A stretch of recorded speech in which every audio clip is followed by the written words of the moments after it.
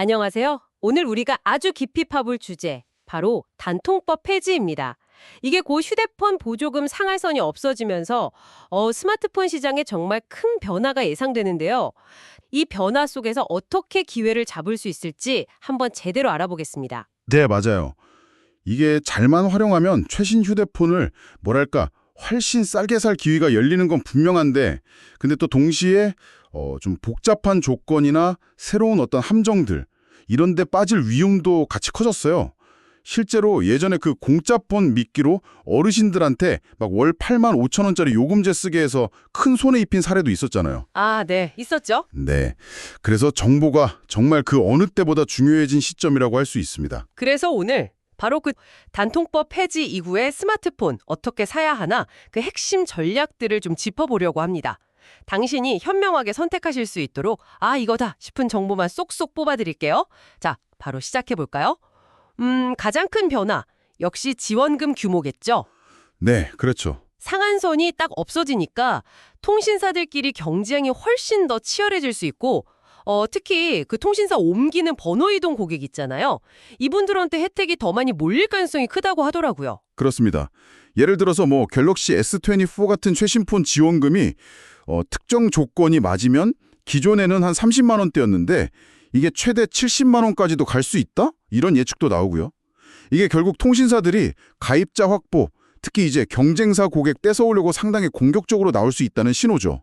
그리고 최근에 그 SKT 정보 유출 사태 때문에 번호 이동할 때 위약금 면제해주는 조치도 있었잖아요. 네, 맞아요. 7월 14일까지였죠? 네, 그런 외부 요인들도 이런 경쟁을 더 부추기는 촉매자가 될 수 있는 거고요. 그러니까 예전에는 자급제 폰 사서 알뜰폰 요금제 쓰는 게 제일 싸. 이게 거의 공식처럼 여겨졌는데 네네, 그렇죠. 이제는 꼭 그렇지만은 않다는 거죠. 통신사에서 정말 파격적인 조건이 나올 때가 있거든요. 올해 초에 KT에서 갤럭시 S24를 자급제보다 막 40만 원 이상 싸게 풀었던 대란? 네, 대란. 아주 짧은 기간 동안 엄청 싸게 파는 거죠? 네, 그런 경우가 있었잖아요. 맞습니다. 통신사 구매는 그런 잠재력이 있어요. 특히 공시 지원금, 그러니까 휴대폰 가격 자체를 처음부터 확 깎아주는 방식으로는 제일 큰 할인을 받을 수도 있죠. 근데 여기서 조심해야 할 게 공짜폰이다, 최저가다 이런 말 뒤에는 월 8, 9만 원짜리 고가 요금제를 몇 달, 아니 몇 년 써야 한다거나 아니면 또 월 2, 3만 원씩 나가는 불필요한 부가 서비스 이런 게 숨어 있는 경우가 진짜 많아요. 그게 문제네요. 네, 그리고 약정 기간 안에 해지하면 위약금도 크고요. 그래서 계약하기 전에 다른 건 몰라도 이건 꼭 확인해야 한다는 거? 바로 할부원금? 판매자한테 그래서 제가 진짜 내야 하는 기기값, 할부원금이 얼마인가요? 이 질문, 이거 정말 중요합니다. 네, 제일 중요하죠. 이게 낮아야 진짜 싼 거잖아요. 월 납부액이 좀 낮아 보여도 할부 기간이 막 36개월, 48개월 이렇게 길거나 비싼 요금제가 끼어 있으면 총 비용은 훨씬 커질 수 있으니까요. 맞습니다. 그에 반해서 자급제는 일단 기기 가격이 투명하죠. 그리고 통신사 약정 없이 내가 원하는 요금제, 특히 요즘 많이 쓰시는 저렴한 알뜰폰 요금제, 이걸 자유롭게 쓸 수 있다는 장점이 아주 뚜렷하고요. 물론 4급제 폰으로도 통신사 가입해서 선택 약정이라고 기기값 할인은 아니지만 매달 내는 요금을 25% 할인해 주는 거, 이것도 가능하고요. 네. 선택 약정도 가능하죠. 다만 자급제는 통신사에서 가끔 터지는 대란 수준의 그런 파격적인 초기 할인은 좀 기대하기 어렵고 그렇죠. 또 할부로 살 때 무이자 혜택이나 카드 제휴 같은 금융 혜택 이런 건 통신사 대리점에서 살 때가 좀 더 유리할 수도 있겠네요. 네, 그럴 수 있습니다. 그래서 결국에는 어떤 방식으로 사든 총 비용을 계산해 보는 게 핵심입니다. 그냥 단순히 월 요금만 딱 보지 마시고요.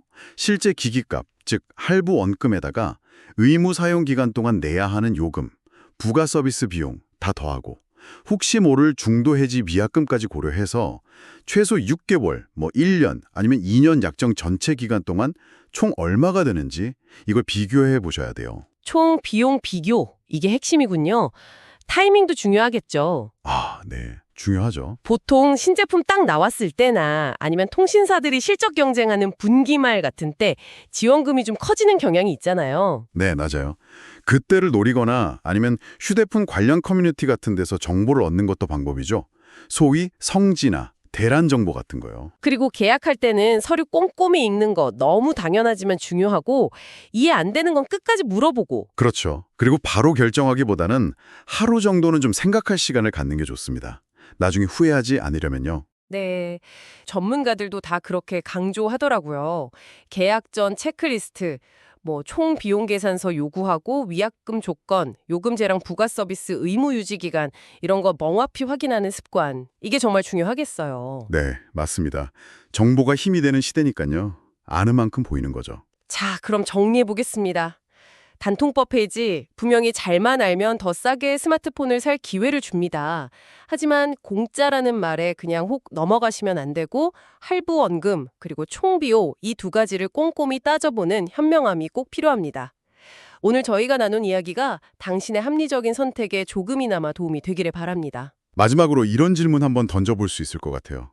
앞으로 통신사들 경쟁이 막 심해지면 이게 과연 모든 소비자에게 똑같이 좋은 일일까? 아니면 정보를 발빠르게 얻는 소수의 사람만 더 큰 이익을 보고 정보 격차는 오히려 더 벌어지는 그런 구조가 되지는 않을까? 그리고 샤오미 같은 새로운 경쟁자의 본격적인 국내 시장 진입, 이것도 앞으로 시장을 어떻게 바꿀지 좀 지켜가야 할 변수고요. 오, 그러네요. 생각해볼 문제네요. 그 부분은 저희도 앞으로 계속 주목해봐야 할 것 같습니다. 오늘 저희의 이야기는 여기까지입니다. 구독과 좋아요, 공유는 사랑입니다. 감사합니다.